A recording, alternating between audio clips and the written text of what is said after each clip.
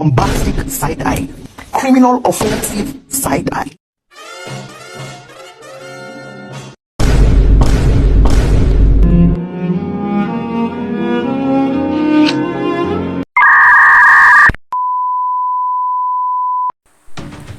Baik, Assalamualaikum warahmatullahi wabarakatuh. Halo semuanya, perkenalkan nama saya Anindya Risyadatul Aisyah dengan NIM 87822331. Saya merupakan mahasiswa dari program studi pendidikan guru sekolah dasar Fakultas Keguruan dan Ilmu Pendidikan Universitas Terbuka. Video ini saya buat untuk memenuhi tugas mata kuliah Pancasila dengan tema pelajaran sejarah bagi generasi muda, yang dalam hal ini saya memilih titik fokus tentang perkembangan Pancasila dalam konteks sejarah dari masa ke masa. Yuk kita simak bersama penjelasannya.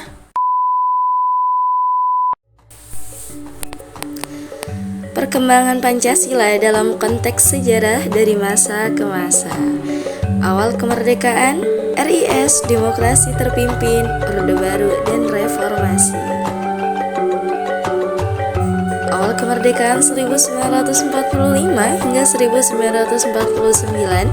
Pada masa awal kemerdekaan, Pancasila baru disahkan sebagai dasar negara melalui sidang PPKI tanggal 18 Agustus 1945. Di masa ini, Pancasila menjadi semangat utama untuk menyatukan bangsa yang baru lahir. Nilai persatuan dan kebangsaan sangat terasa karena seluruh rakyat berjuang mempertahankan kemerdekaan dari ancaman penjajah yang ingin kembali. Pada masa Republik Indonesia Serikat atau RIS tahun 1949, Indonesia sempat berubah menjadi negara federal bernama Republik Indonesia Serikat. Namun, sistem ini tidak bertahan lama karena semangat persatuan dan kesatuan bangsa jauh lebih kuat.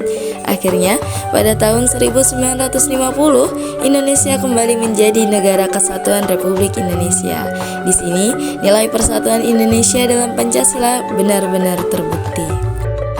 Selanjutnya, masa demokrasi terpimpin tahun 1959 hingga 1966.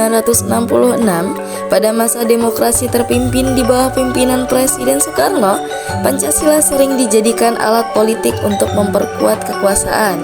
Nilai-nilai kemanusiaan dan keadilan mulai terabaikan karena kebebasan rakyat dibatasi.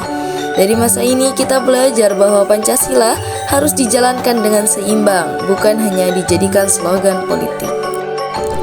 Lalu, pada masa Orde Baru tahun 1966 hingga 1998. Pada masa Orde Baru, pemerintahan Soeharto menekankan stabilitas dan pembangunan nasional. Pancasila diwajibkan untuk dipelajari melalui program P4, yaitu pedoman, penghayatan, dan pengamalan Pancasila. Namun sayangnya, penerapan nilai-nilainya sering bersifat formalitas dan kurang menyentuh kehidupan nyata. Meski begitu, nilai kerja keras dan kedisiplinan berkembang pesat di masa ini.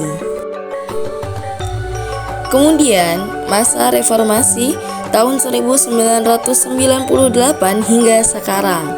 Setelah Orde Baru runtuh, Indonesia memasuki masa reformasi. Di era ini, masyarakat lebih bebas dalam berpendapat dan berpolitik.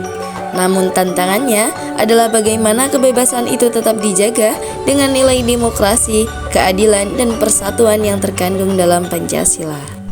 Baik, setelah kita simak video tadi, kita ambil kesimpulan bahwa dari perjalanan panjang itu, kita belajar bahwa Pancasila bukan hanya sekedar sejarah, tapi juga pedoman hidup yang selalu relevan.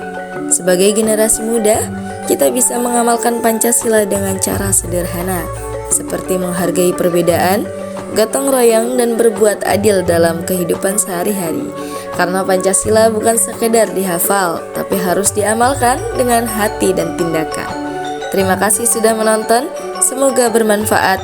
Semangat Pancasila selalu hidup dalam diri kita semua.